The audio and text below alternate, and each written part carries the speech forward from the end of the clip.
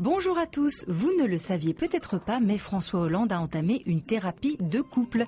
Ne cherchez pas l'info en une de Voici, mais dans 20 minutes. Le journal gratuit parle en fait du couple Hollande-Merkel qui va faire aujourd'hui à Strasbourg un discours commun devant les élus du Parlement européen. Choisir de parler devant des élus du peuple dans une conjoncture très difficile, c'est symbolique mais aussi très risqué, souligne le journal, tant les partis eurosceptiques ont gagné du terrain lors des récentes élections. Pour Libération, le couple Hollande-Merkel est paralysé par une Europe en berne. Enfin, dans le couple, c'est surtout monsieur qui semble à l'arrêt. Depuis son élection, Hollande joue au chat et à la souris avec le sujet européen. Par crainte de fâcher son partenaire allemand, son mutisme déséquilibre le couple au profit de la chancelière, écrit le journal. L'Europe, parlons-en avec Les Échos qui revient sur l'affaire Volkswagen. Le journal évoque l'incapacité des instances européennes à détecter la tricherie.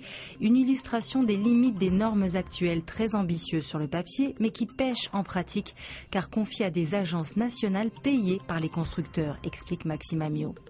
Toujours dans Les Échos, l'autre aspect du dossier Volkswagen, c'est la santé du groupe. Et là, on se prépare à des années de régime sec.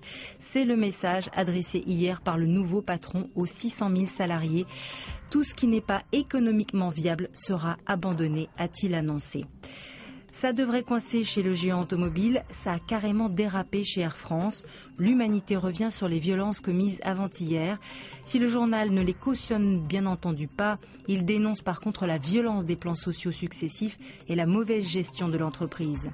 Libération, de son côté, se demande si cette violence dans le dialogue social est exceptionnelle ou révélatrice. Il souligne que ces situations surviennent dans un contexte de pressurisation sociale où les salariés ont l'impression que malgré leurs sacrifices, ils ne verront jamais le bout du tunnel, au point de ne plus être forcément prêts à faire des concessions. De son côté, aujourd'hui en France revient sur la fusillade de lundi au cours de laquelle un policier a été grièvement blessé par un braqueur fiché et qui bénéficiait d'une permission. Christiane Taubira a annoncé une réforme autour des conditions de sortie des détenus à haut risque.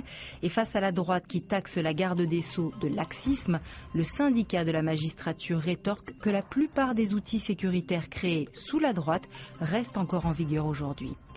Ça bastonne dans les sociétés et dans la rue, mais dans la vie politique, c'est pas mieux. Aujourd'hui en France, parle du Far West en Île-de-France, où à 2 mois des élections, les principaux candidats sont touchés par des affaires. Tous dénoncent d'ailleurs des campagnes de calomnie, de quoi nourrir la méfiance des citoyens et par là même l'abstention.